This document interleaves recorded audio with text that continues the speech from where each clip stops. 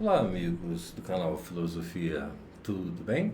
Como vocês estão depois desse tempo desde o último vestibular do ano passado? Estamos de novo aqui para trabalhar com vocês, aí apresentar a vocês nesse momento as obras de filosofia do vestibular da UFPR.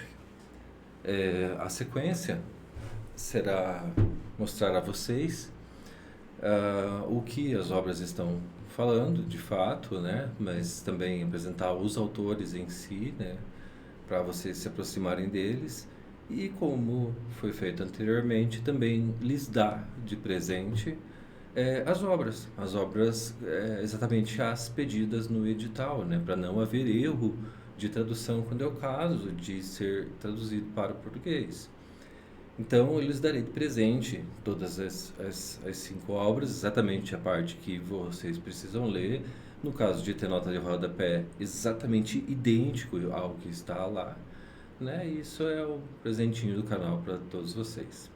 Nesse ano trabalharemos aí não somente a UFPR, mas também muitas aulas para o Enem. Né? Só que o Enem ele leva muito tempo. Levantando tempo, por mais que a gente tenha, sei lá, 50, 60 aulas para o Enem, ainda assim ele pode ajudar muito, mas ainda assim ele estará é, incompleto. Então é uma coisa que será construída ao longo do tempo, ao longo dos meses, ao longo dos anos. Né? Cada ano, esse tipo de aulas para o Enem, eles serão cada vez mais enriquecidas o canal, o conteúdo. Afinal, o Enem, apesar de ser extremamente interpretativo, essa é a base de todo o Enem, o assunto pode ser qualquer coisa, entre 2.600 anos até hoje. Né? A gente às vezes tem dúvidas de falar de uma década ou de um século da história do Brasil. Imagine da história do pensamento humano, né? Desde 2.600 anos atrás, de 6 séculos antes de Cristo. Né? É muita coisa. Então, realmente é uma coisa que vai sendo construída ao longo dos tempos. Né? Então, meses e aí possivelmente até alguns anos aí. E elas serão sendo úteis, né, com o passar do tempo, né? Daqui 5 anos elas ainda serão úteis, né? Não é uma coisa como, por exemplo, aconteceu no ano passado da UFPR. No ano passado da UFPR, né, a gente teve as aulas das obras e elas não servem mais agora. Né? Elas só serviam para aquele tempo. Talvez a uma que acabava ajudando um pouquinho ali seja da Nancy Fraser, por ela ainda estar aqui. Né? Porém, a obra não é a mesma, apesar do conteúdo no coração ser a mesma coisa, a ideia de justiça, de reconhecimento, de redistribuição que não está no título, mas também é isso que ela está falando, só que não é a mesma obra. Né? E é por isso que tem que ler a obra, é por isso que eu vou estar dando isso para vocês. Né? Mas nessa aula de hoje, nós falaremos aí na nossa primeira aula, né, no qual eu me apresento a vocês, tivemos a abertura no começo do ano, né? Na aula que eu me apresento a vocês agora, eu estarei apresentando para vocês as obras e os autores, né, relacionados a ela na lista das obras específicas de filosofia do vestibular da UFPR do ano de 2024, né, para 2025, a entrada então.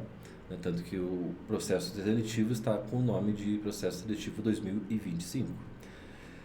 Então é isso, né? Eu sou o professor Johnny e nós estamos dando início então às nossas aulas sobre justamente aí a nossa lista de obras específicas de filosofia do vestibular de 2025 da UFPR. Então, vamos trabalhar com elas de forma cronológica. Cronológica, pegando então o mais antigo para o mais recente. Ah, vamos pelas datas de nascimento deles, não pelas datas de morte, né? Pelas datas de nascimento deles. E começando então o primeiro deles, que é justamente Thomas Hobbes. Né? O Thomas Hobbes com a grande obra da vida dele, né? Que é o Leviatã. Né? O Hobbes, é, é o filósofo mais antigo desse ano, né? Ele é um filósofo moderno, sendo que nesse ano nós tivemos uma grande novidade, né? Todas as obras mudaram e só um deles é moderno, nenhum é medieval, nenhum é antigo, e todos os outros quatro são contemporâneos, né? Então mudou mais ainda. No ano passado nós tínhamos dois modernos, não tínhamos medievais, não tínhamos antigos, né? Um dia vai voltar a ter, assim, tipo, é muito provável que isso aconteça, assim, extremamente mesmo provável que volte a ter Platão, volte a ter alguns medievais como Santo Agostinho, Santo Tomás de Aquino, mas nesse momento o mais antigo é o Thomas Hobbes. E aqui está o Thomas Hobbes. Ele é inglês, o Hobbes, né? Ele nasceu no ano de 1588 e ele morreu no ano de 1679. Ele teve uma vida longa. Ele viveu 91 anos, o Thomas Hobbes, né? O Thomas Hobbes, a obra dele, que especificamente a Federal pede, tem um problema muito sério, porque é da coleção Os Pensadores, é a coleção mais famosa do Brasil, né, na história do Brasil. É uma coleção aí de cerca de 60 exemplares, né, lançada originalmente em 1973 e 74, e foram sendo relançados ao longo do tempo. O nome da editora era Abril Cultural, né? Se vocês já viram essa editora aí, o ícone dela, o logotipo dela, é uma arvorezinha. Às vezes era verde, pelo menos nas revistas é verde. Não sei se ainda existe isso. Só que com o tempo ela foi mudando. E nos anos 80, lá mais pro final dos anos 80, ela mudou o nome para Nova Cultural, né? Abril Cultural, Nova Cultural. Daí não era mais uma arvorezinha, era um galo. Era uma silhueta de um galo de lado. No edital da UFPR está escrito bem claro lá, o ano de 1888, né? Os originais, as obras, elas eram azuis, bem bonitas, assim, mais ou menos esse tom da bandeira da Inglaterra, e com detalhes decorativos, assim, tipo aqueles livros de biblioteca antiga, dourados. Era lindo, assim, Os Pensadores escrito, tal, era uma coisa magnífica. E com o tempo elas mudaram, tiveram outras capas e tal, né? E a de 88 não é, né, Abril Cultural mais, apesar disso estar no edital lá, né? Abril Cultural. É a mesma editora, só que ela já tinha mudado de nome para Nova Cultural.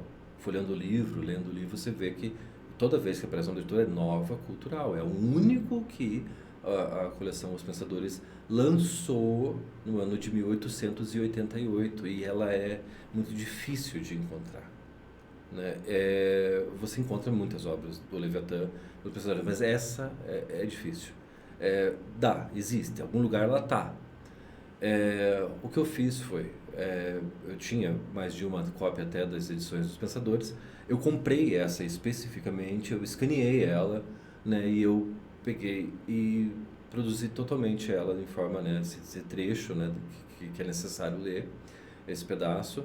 Eu digitei todinho ele, né, e estou disponibilizando a partir do que nós entrarmos somente nas aulas do Thomas Hobbes, né? Essa é a mais preciosa do ano para as pessoas, porque elas não têm de onde conseguir.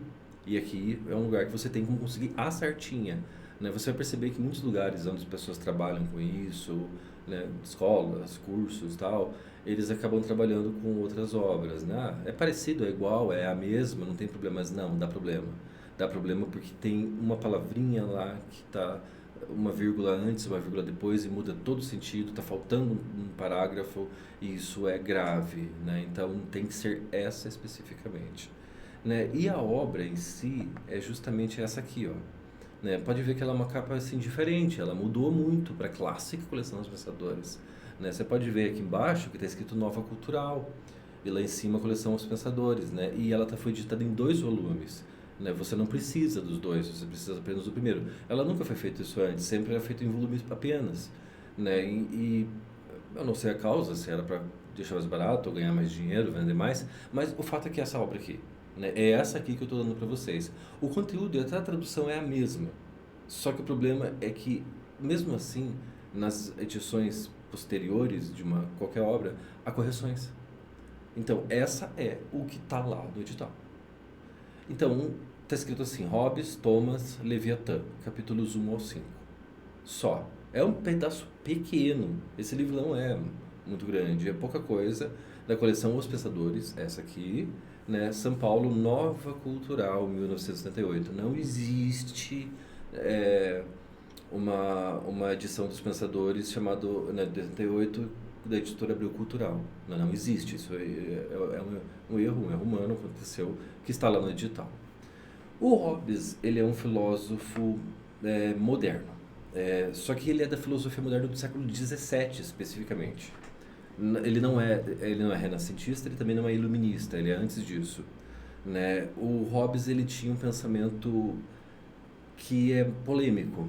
A polêmica do pensamento dele é a seguinte: o Hobbes acreditava que o homem era o lobo do homem, o homem é seu próprio predador, né? O homem sempre vive uma guerra constante de todos contra todos, né? E acontece que isso remete à ideia de uma pergunta já antiga que diz: se Deus é bom, então por que existe o mal? Né? Segundo Hobbes, né, não que ele tenha respondido completamente isso, mas o homem é mau por natureza. O bebê nasce mau. E o homem só é bom, agora nós estamos sendo bom, segundo o Thomas Hobbes, porque existe uma regra que nos obriga. E nós temos uma vantagem nisso. No que nós não tivermos vantagem, a gente vai trair o outro. Né? Então, tipo, a gente é um bando de filho da puta mau caráter. É isso que diz que o Hobbes fala que a gente é. Ao contrário de muita gente. Tem gente que é um absurdo. Né? Tem gente que não concorda mesmo, que é o caso principalmente do suíço. Né? Ele é suíço, não francês. Isso é um erro bem comum de se falar, que é o Jean-Jacques Rousseau, lá do Iluminismo, que ele vai escrever o Contrato Social, onde ele diz que o homem é bom por no seu estado pela natureza. Mas o que acontece é que ele fica mal, alguns deles, por causa da vida difícil que leva. Algumas coisas que acontecem, injustiças, desigualdades sociais e tal. Não é disso que nós falaremos, né? É do Hobbes. O Hobbes é a ideia desse homem mau. Só que, porém, ele não está falando exatamente disso. A parte do texto que você precisa ler se chama do homem, né? Porque ele está tratando da gente. E ele está falando como que funciona as nossas sensações, como nós percebemos o mundo. É isso que ele está falando. Portanto, é uma obra esse trecho, pelo menos, esses 5 capítulos, trata-se de epistemologia, ou seja, o estudo do conhecimento, a teoria do conhecimento, como é publicado no edital da UFPR, que é justamente essa obra que vocês acabaram de ver aí, que é do Hobbes, Os Pensadores, né? O Leviatã, então, o começo dela, antes de ele entrar nas nossas relações de um com o outro e depois de como deve ser o governo, no qual todo mundo deve ser governado por um único soberano. E esse soberano, né, que seria a figura do rei, né, provavelmente o rei da Inglaterra lá, e tal, mas que ele chama de Leviatã. Né? Leviatã seria a baleia, né, o dono do mar e tal. Porém, eles não viam baleia como um animal bonito, um animal fofo, um animal querido, um animal amável, e sim como um monstro do mar. Né? Tanto que muitas vezes a gente vê a palavra Leviatã como um tipo de demônio. Né? Até, inclusive, numa lista de nomes de demônio, essa palavra está incluída lá. Porém, não é uma referência ao diabo, nada disso. Né? O Hobbes, pelo contrário, ele era cristão. Ele acreditava em Deus, né? E não está fazendo culto a demônio, coisa nenhuma. Né? Apenas o nome, né, do líder do mar. É isso que ele falou, o líder, no caso, do mundo, né, do qual todo mundo deve remeter, pelo menos no Estado, né, ou país, Estado com E maiúsculo, no país, toda a sua liberdade ao soberano, no qual ele vai mandar. É uma estrutura no qual o corpo humano é a melhor explicação possível. Todas as células trabalham em prol das vontades do cérebro, né, para manter o cérebro vivo, né, para o enriquecimento do cérebro, para a alimentação do cérebro. E se alguém foge desse controle, você atora fora, porque se uma célula começa a teimar e se reproduzir sozinha, ela se torna aquilo que nós chamamos de câncer. Né? Então, uma pessoa rebelde seria um câncer na sociedade da mente de Hobbes. Né? Ou seja, é uma ditadura. Né? É uma ditadura, é uma coisa totalmente... o que foi chamado de absolutismo. Né? É até pior. Né? É tão ruim que já não tem mais o que fazer, né? A situação está difícil, né? Tanto que teve um movimento anti-hobbesiano do Hobbes ainda em vida, né? Até hoje tem gente que é contra isso e ao mesmo tempo tem gente que é a favor. Essa remete muito bem à época do Hobbes, porque aqui nós estamos vendo uma aula de anatomia. Isso era considerado um dos piores pecados, era chamado de necromancia, que era o culto dos mortos, que era a invocação de morto e tal, né, para fazer bruxaria, magia, né? Bruxaria que no caso é sempre referida ao diabo, né? O bruxo é sempre do diabo e o mago é sempre algo superior a isso, né? Então não tem nada a ver, a definição de Harry Potter está furada, né? Ela está realmente errada, né? O bruxo ele é servo do demônio sempre, ele sempre vendeu a alma em troca de alguma coisa. Né? Não é o caso, apenas são os cientistas, veja os médicos que cuidam da gente, né? Todos eles precisam em algum momento passar por aulas de anatomia, né? E isso é a era da ciência, é essa era em que viveu o Hobbes, né? Ele estudava o corpo humano e para ele o corpo humano era uma máquina extraordinária, mas uma máquina, né? Então o que ele pensava do mecanicismo do universo sempre foi essa ideia aí, né? O Hobbes ele viveu uma coisa muito pesada na vida dele, que foi a Guerra Civil Inglesa, né? Esse quadro aqui remete ao momento em que ocorreu a Batalha de Marston Moor, né? Em 1644, né? E marca uma vitória decisiva das forças parlamentares, né? Por isso que o parlamento inglês ainda é muito forte lá, né? Na Guerra Civil Inglesa. Né? E nessa guerra aconteceu todo tipo de atrocidade e o Hobbes viu isso, né? Tanto que ele tinha razões. O Hobbes ele não é que ele é um cara mau, ele acha que ele está tentando ajudar, na cabeça dele ele está fazendo certo, né? Essa é uma pintura, né, de John Barker, né, de 1811 a 1886 aí que ela foi pintada, essa obra dessa guerra que o Hobbes viveu. Ele tinha razões para fazer o que ele fez. Uma coisa que eu posso falar de bom do Hobbes aqui é que o Hobbes é um excelente escritor. Então, se você pegar a obra dele e ler, não vai dar trabalho. Assim, é tranquilo. Vai que vai. A leitura é ótima, né? Se caso você seja fluente em inglês, pode confiar na tua leitura em inglês. Porém, né, caso a tradução esteja errada em português, e ela vai aparecer com erro da prova, caso use uma referência. Então, portanto, o melhor é ler as duas, né? Se você for pensar em aulas e ajuda que você pode ter, isso é muito legal. Mas se for pensar em uma só coisa, eu só tenho tempo, e eu só tenho energia, eu só tenho paciência para uma coisa em relação a cada coisa, assunto de prova, de vestibular. Aí, se, por exemplo, fosse o teu caso, né, sempre vai ter alguém que vai se empenhar mais, então a chance vai aumentar para outras pessoas. Mas, se for o caso, então escolha ler o texto, né? Então, não escolha aulas, não escolha vídeos, escolha ler o texto. Mas se você quer ajuda, aí depois sim. Né? Se você quer ver vídeos para depois ler para entender de outra maneira, não tem problema, desde que você leia a obra. Tem que fazer isso. Não pode não fazer. Esse é um desenho, né? Ele foi trabalhado depois, mas ele é um detalhe da capa original do Leviatã, né? A gente pode ver que tem uma terra inteira aqui, né? E um gigante lá atrás, com um cetro da mão e uma espada. A espada representa o exército, né? O cetro representa o poder, a coroa representa a legitimidade, a cabeça representa o soberano, e essas coisinhas no corpo é o povo. Então, o povo todo é parte de um único ser, né? É como uma colmeia, como um pensamento de colmeia, como um formigueiro, né? Como uma colônia de bactérias, né? E é o único jeito de prosperar, né? Se for assim, não haverá crime, não haverá problema algum, porque o homem nunca vai cometer nada errado. Se ele cometer, não tem conversa, né? A punição será a mais severa possível, a morte, né? Então, não tem como sair do eixo, segundo Hobbes, né? Porém, como eu disse, ele não está falando disso nesses capítulos.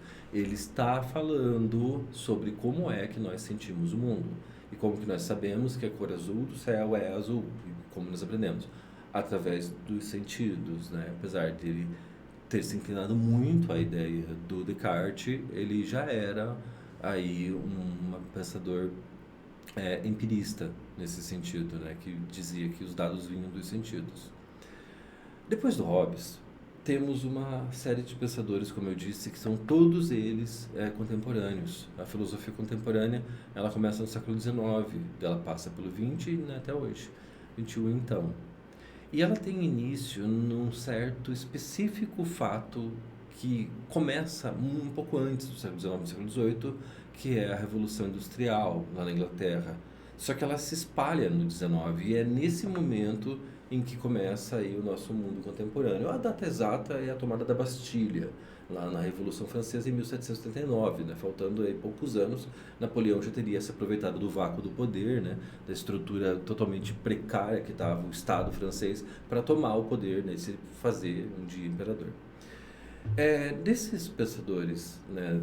da, da, da filosofia contemporânea, temos aí uma filósofa de mais idade aí depois, né? O Hobbes já se foi há muito tempo, né?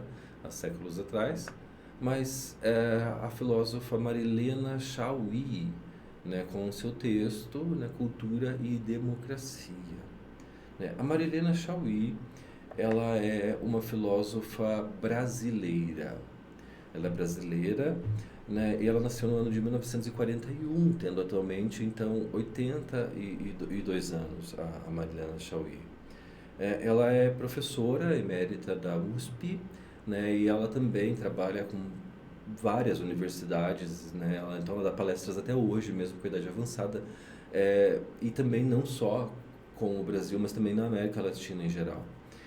E eu tive o prazer de conhecer pessoalmente a professora Marilena Chauí, né, uma vez que ela foi dar uma palestra na UFPR, né, eu estava na época no mestrado, né, agora eu estou em processo de entrar para o doutorado, mas nesse momento em que ela estava lá, eu aguardei para conversar com ela, né, e a gente se conheceu e eu adorei a pessoa que ela é, assim, uma pessoa, é uma querida, assim, é uma fofa, assim, e a gente acabou, assim, sendo uma relação muito legal, assim, eu não tive oportunidade de falar com ela novamente depois, né, apesar de ela ter me passado contatos dela e tal. A Marilena Chauí, o texto dela foi extraído de uma revista que não é muito conhecida aqui, que é essa revista aqui, Crítica e Emancipação. Ela não é brasileira, ela é argentina, né? Então, a referência está como Chauí, Marilena, Cultura e Democracia, é o nome do texto, né? Em Crítica e Emancipação, Revista Latino-Americana de Ciências Sociais, né? As ciências sociais, ela é parte da filosofia, né? A sociologia em si, porque é a ciência política, né? É o que muitos chamam de mimimi, né? Você quer saber o que é mimimi? Ciências sociais, né? Mimimi, filosofia política, é mimimi, né? Reclamação à toa que não vai dar nada, mas foi isso que mudou o mundo muitas vezes, né? Ou seja, você instaura a sua verdade de acordo com a sua medida e você enfia a goela abaixo nos outros, outros que calem a boca e atuem do jeito que você quer fazer, né? Ou seja, terrível. Essa revista é a primeira edição, né? Do ano 1, número 1, né? De junho de 2008, né? De Buenos Aires, da editora Claxo. Então, essa aqui, né, até vocês conseguem ela no próprio edital da Federal, tem embaixo, né, disponível e tal. Né, é só pegar aquilo, ou digitar isso aqui, o primeiro que aparece de cima lá, é o texto certo lá no Google lá. Mas mesmo assim eu vou dar isso para vocês, né, certinho. Pra você ter certeza que é aquele ali mesmo, ali, pra você também não evitar trabalho. É presente, coisinha para vocês aí. Então, ela é uma filósofa do século XX, né? E ela viveu algo assim que foi terrível, assim. Foi uma das piores coisas da nossa história, né? Ela viveu justamente, né, a época da ditadura militar, né? Há quem diga que não foi uma ditadura, né? Isso eu acho que cada um que tem a sua opinião, tudo bem, né? Vai de cada um, só que a federal é totalmente contra. Para o FPR, o que houve de 64 a 85 foi ditadura, ditadura mesmo, né? A única diferença com o número de mortes foi que as mortes eram cirúrgicas, eram mortes onde você pegava a cabeça da cobra, né? E corta a cabeça da cobra, a cobra morre inteira. Estratégia de Alexandre o Grande para vencer a Batalha de Gaugamela, né? Essa é o que acontece aqui. E sim, na federal ela é totalmente contra qualquer coisa que seja pro lado militarista, né, pro lado fascista, pro lado ditatorial, pro lado autoritário, totalitário, tudo isso é totalmente contra a visão da federal, assim, tipo, nunca aconteceu, assim, em nenhuma parte das ciências humanas de isso ser falado de uma forma positiva numa aula, né? Não, totalmente, assim, né? O curso do Departamento de Filosofia é totalmente contra isso daqui, né? E eles lutaram muito, assim como muitas universidades, né, tanto federais como a USP, para a inserção da filosofia. Né? A própria Marilena Chauí foi uma das pessoas da filosofia no ensino. Ela escreveu o primeiro livro de didático de filosofia da história do Brasil, que é o Convite à Filosofia. Ele é famoso, né? Todos os outros são depois desse. Esse é o número um, né? Só por isso já merece um lugar de destaque, né? E ela é uma filósofa de fato, a Marilena Chauí, e grandiosa filósofa. Aí, então, isso é muito forte, ela está sim falando disso, né? E ela está falando da luta do povo por seus direitos no Brasil, né? Ela é totalmente contra muitas vertentes políticas atuais aí com bastante força atualmente. Eu sei que tem gente que gosta muito disso que eu tô falando, tem gente que detesta, assim, tipo, muito mesmo o que eu tô falando, mas o que eu estou falando aqui é isso mesmo que eu disse, né? É uma favor da cultura e da democracia, né? É tudo contra qualquer coisa que pode parecer, no mínimo, com fascismo. No mínimo, com tipo autoritarismo, militarismo ou armas, ou esse tipo de coisa, ela é totalmente contra, assim. A Marilena Chauí. Tanto que ela é uma dos fundadores do Partido dos Trabalhadores, do PT. Ela é uma das fundadoras. Então, já dá pra ver aí que muita gente vai adorar e muita gente vai criar um ranço mortal aqui, né, da UFPR, da Maria Helena Chauí, de mim, né, do canal e tal, pode acontecer mesmo, né. Eu digo pra vocês, é com você a parada, mas se você quer ajuda, né, é o que ela é o que ela vai fazer e é o que cai na federal, e a federal tem esse caráter totalmente voltado, assim, a há uma visão muito mais assim do povo, né, da população pobre, totalmente contra o racismo, totalmente contra o sexismo, o etarismo, né, totalmente contra o militarismo, totalmente contra o autoritarismo, né, e essa ideia, né, por mais que tenha problemas muito graves, né, nem se compara na cabeça deles aos problemas que isso aí causa, né, a liberdade é o caminho. Isso que é o que eles pensam. Aí a professora Marina Chauí, que eu não conheci, ela, assim, ela foi mais ou menos o que eu vi, assim, foi essa aparência, né? Ela é uma pessoa totalmente agradável, é uma querida, assim, né? Ela é muito boa, ela é extraordinária, assim, como professora, como palestrante e tal, aqui numa de suas famosas palestras, né? E lembrando que o conteúdo é sobre, basicamente, né, o povo, política, né, e ciências sociais, né? Que a gente vê o tempo todo. A nossa próxima, né, pensadora, né, temos duas mulheres, né, ainda bem, né, que maravilha, né, nesse ano de 2024 para 2025, que é a que repete do ano passado a pessoa, mas não a obra, que é a Nancy Fraser, né, com a obra Reconhecimento Sem Ética. Não confundir com o ano passado. No ano passado era Redistribuição e Reconhecimento, o nome da obra. Não é essa, agora é Reconhecimento Sem Ética.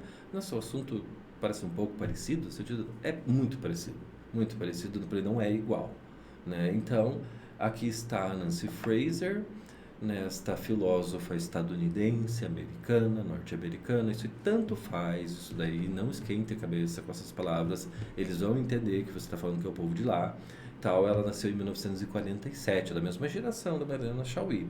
Ela atualmente tem 76 anos aí, a Nancy Fraser. Né? O texto dela também está lá disponibilizado no edital, eu vou dar ele para vocês.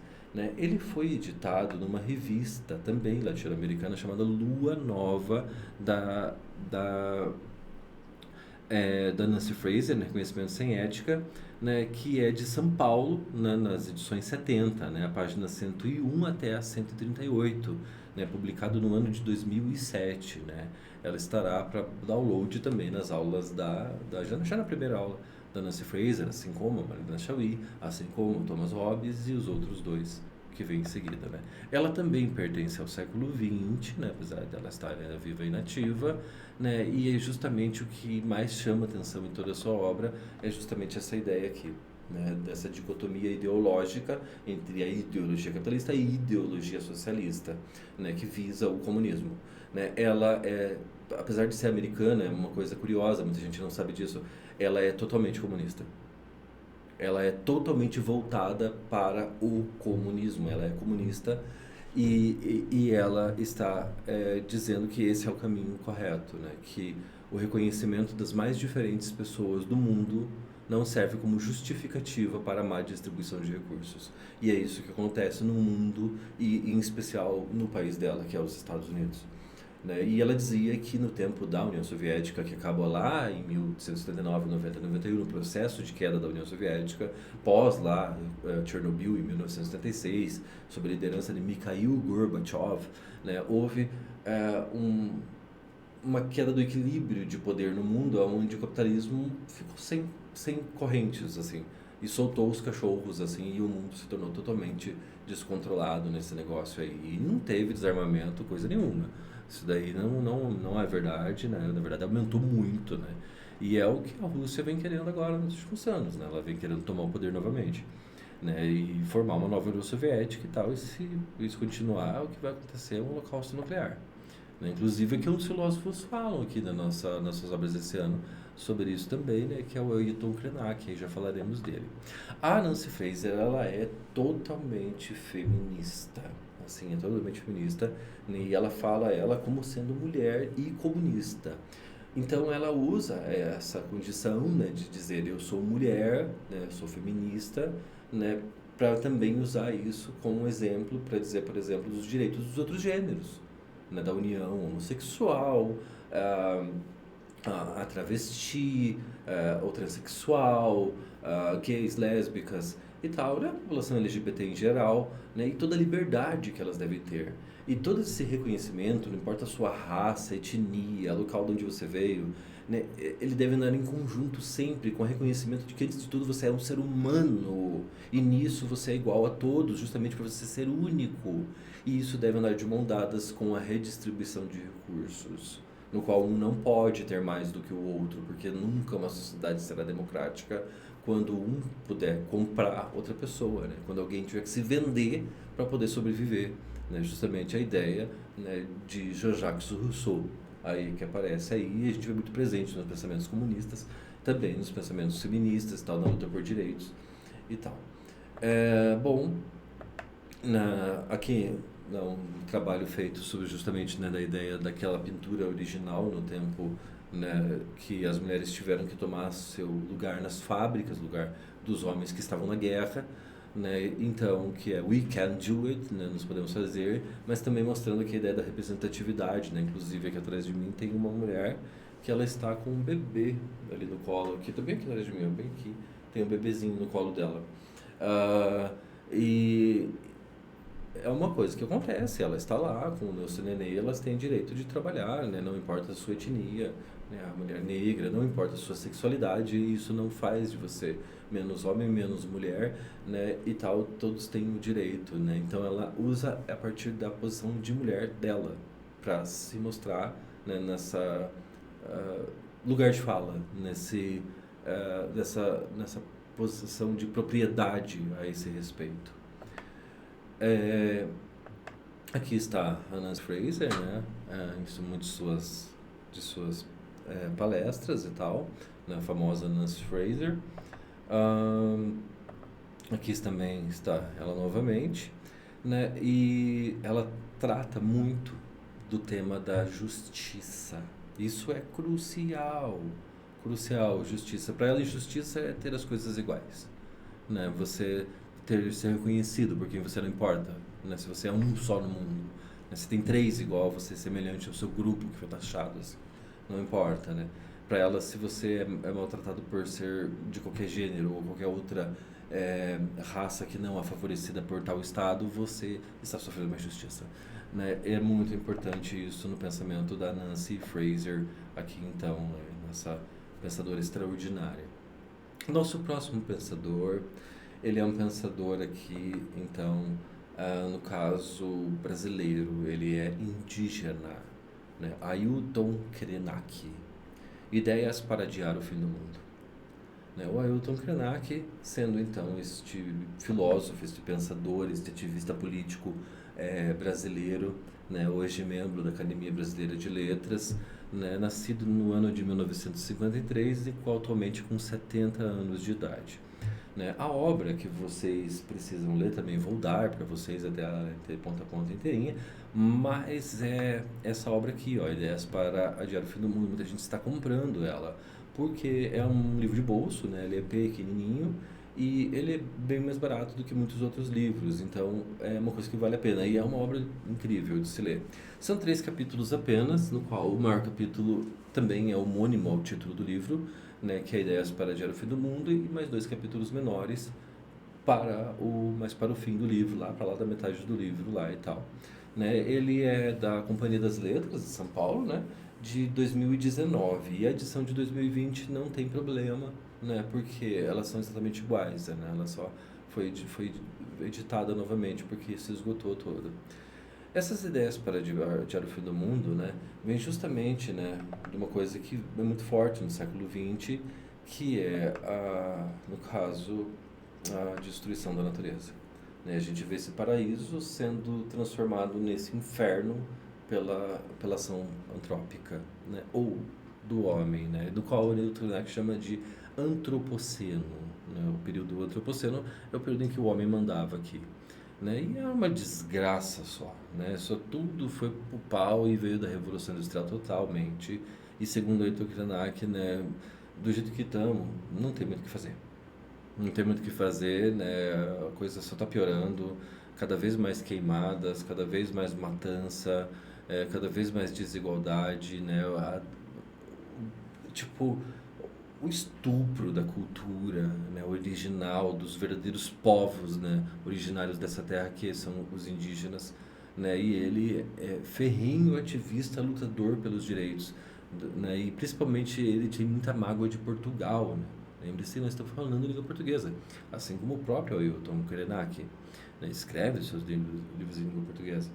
Mas ele passou assim décadas sem nem querer ver Portugal, né? Um dia ele foi lá e tal, porque ele guardava muita mágoa daquele lugar, né? O Ailton Krenak, que é um chefe índio, né? Ele é um chefe indígena e tal, mesmo, e é justamente por causa disso aqui, né? Na chegada dos portugueses no Brasil, né? Eles foram querer instaurar, socar a goela abaixo, né? A cultura deles, que é o cristianismo, né? Isso acabou com a cultura do índio, né, destruiu a cultura do índio, fora as doenças que eles trouxeram, né, os gostos, alimentos, a bebida alcoólica que eles bebiam, né, o açúcar, né, isso teve um número imenso de índios que acabaram adquirindo diabetes, né, e até hoje, né, tem muitos casos, né, bem grave isso mesmo, né, com o tempo, nossa, eles foram praticamente exterminados numa guerra biológica, assim, né, mas não tinha muita consciência do que estavam fazendo, né? E diziam que era em nome de Deus, isso era a vontade de Deus e tal, né? Tentaram escravizar o índio, tudo não deu certo, né? Depois tentaram pegar a alma ao índio, né? E trazer o índio pro mundo cristão, porque o índio tinha alma, só que era como um copo vazio, né? Porque não tinha Deus dentro dele, né? E tal. Uh, Ailton Krenak está dizendo que tudo isso está errado, né? Não pode fazer isso, né? E o problema que acontece é que ele se diz mesmo sendo brasileiro, mesmo, né? Ele tem orgulho disso, mas para isso nós precisamos mudar o mundo. Nós temos que mudar o mundo. Mudar o mundo para um lugar melhor, para um lugar que não vai ser apenas sustentável, não. Ele está dizendo que nós temos que mudar o mundo para um lugar onde nós vivemos com a sabedoria de Avatar mesmo, de James Cameron, tanto de 2010 como de 2023, O Caminho das Águas, né? Aquela sabedoria onde há uma simbiose do homem com a natureza, uma coisa que só o índio seria então o ser aí, a pessoa, o ser humano conhecido que seria o mais desenvolvido de todos nós, não esse dependente de tecnologia, não esse dependente de recursos artificiais para sobreviver, então, né, o Ailton Krenak aí. O índio, em seu estado natural, ele era feliz, era pleno, né? Pode ver que ele se enfeitava, ele se vestia com a natureza, com as coisas que estavam em volta dele, né? E isso seria uma ideia muito boa, né? De repente aqui do lado dessa fotografia tem um monte de lixo, né? E uma destruição, mas nessa fotografia a gente vê a ideia de como o índio ele era, segundo o outro, que é o homem em sua plenitude, né? Nós devemos seguir esse caminho e não o outro caminho, que foi justamente a ideia do que aconteceu do período antropoceno, no qual o homem, praticamente, de uma forma metafórica, fez isso aqui com a Terra. Né? A Terra, um verdadeiro paraíso, né, no universo, se tornou um grande lixão.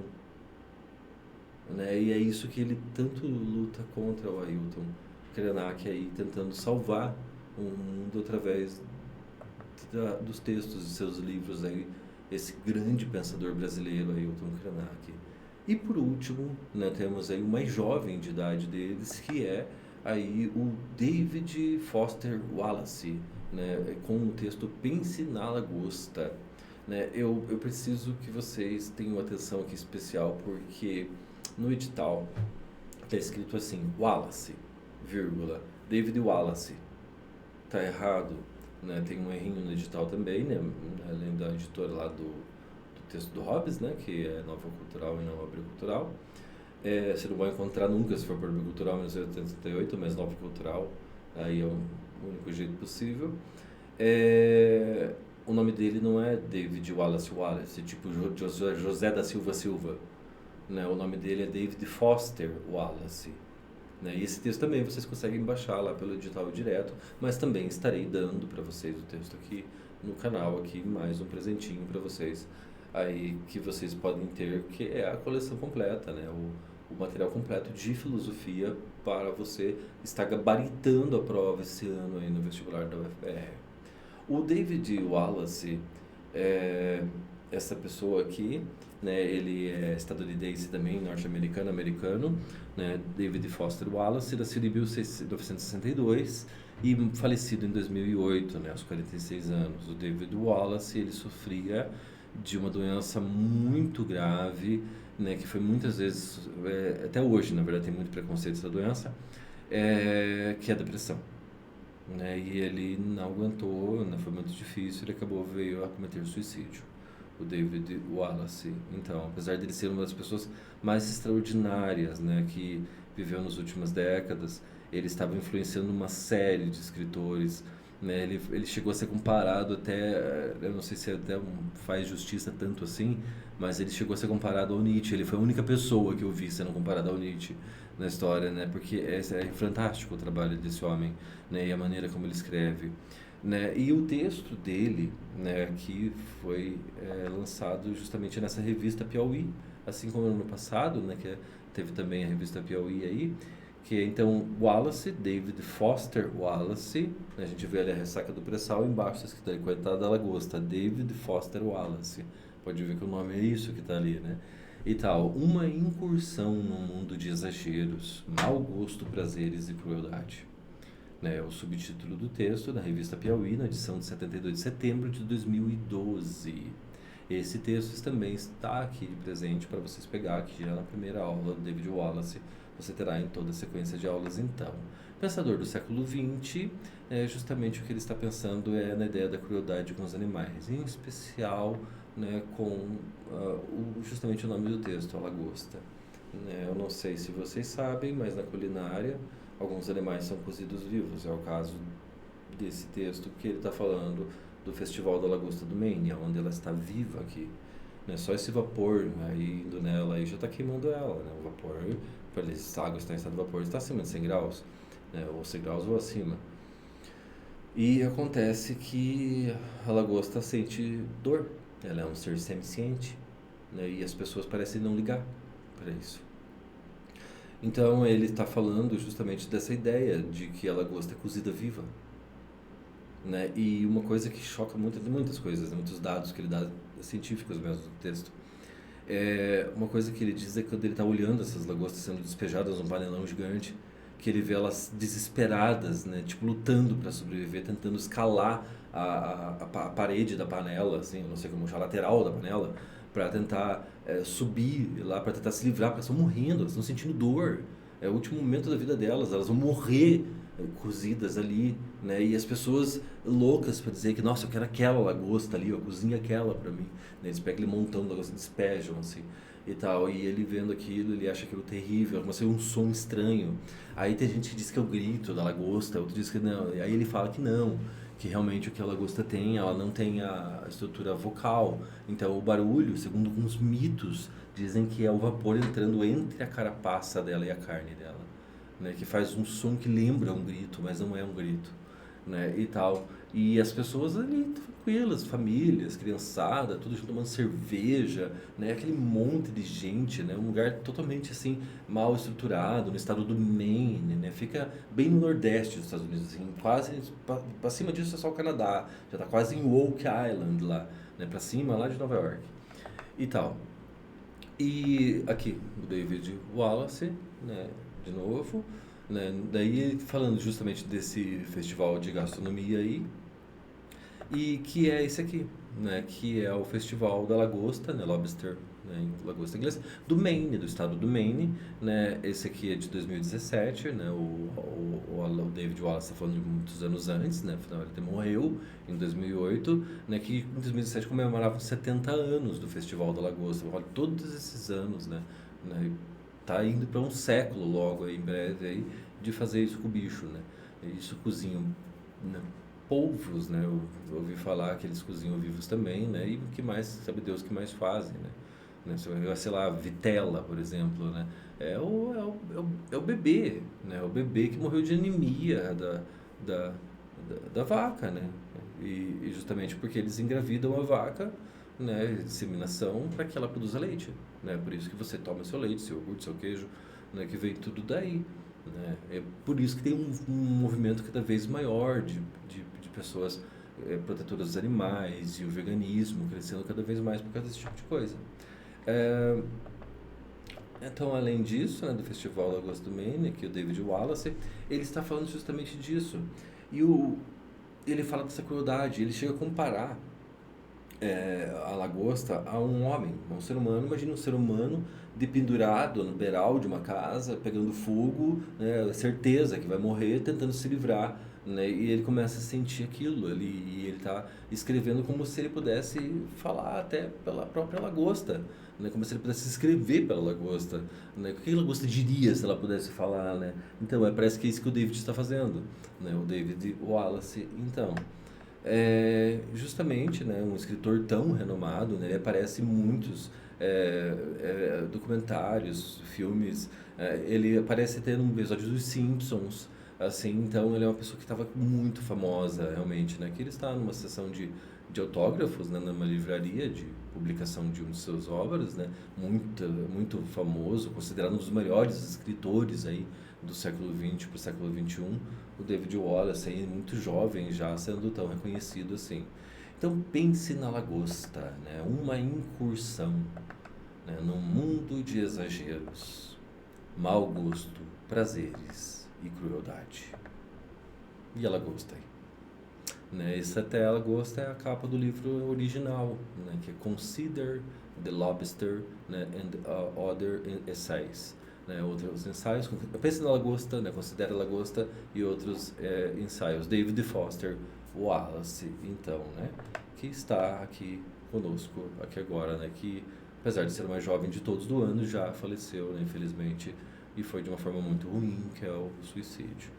Né? Esta é a apresentação que eu tinha para vocês, né, dos pensadores desse ano, né, que vocês podem acompanhar ao longo dos dias, aqui das semanas e dos meses, no canal, aqui no canal Filosofia, né, e eu estarei lhes ajudando com todo o texto, né, tanto na primeira como na segunda fase, mas também para o Enem, né, para que vocês possam colher os seus frutos disso, né, e ajudar vocês, essa é a intenção, né, ajudar de uma forma assim que vocês não tenham que gastar nada, né, eu quero ajudar vocês de uma forma que seja para vocês totalmente gratuita, né, e o que eu estou fazendo é o melhor trabalho possível, né, fruto de um trabalho de muitos anos trabalhando com isso, em cursos pré-vestibular e tal, né? Inclusive disponibilizando aqui muito mais horas de aula de filosofia do que você vai ter em qualquer curso, né? Ano passado mesmo, né? Eu acho que eu fiz 75 aulas de 5 obras e no curso pré-vestibular, contando desde fevereiro até outubro, sem contar a segunda fase, você tem no máximo aí, no máximo 32, 35 aulas, né? Ou seja, eu dei o dobro de aulas, né, para as pessoas totalmente de graça, né? E é o que eu vou continuar fazendo para ajudar a todos vocês.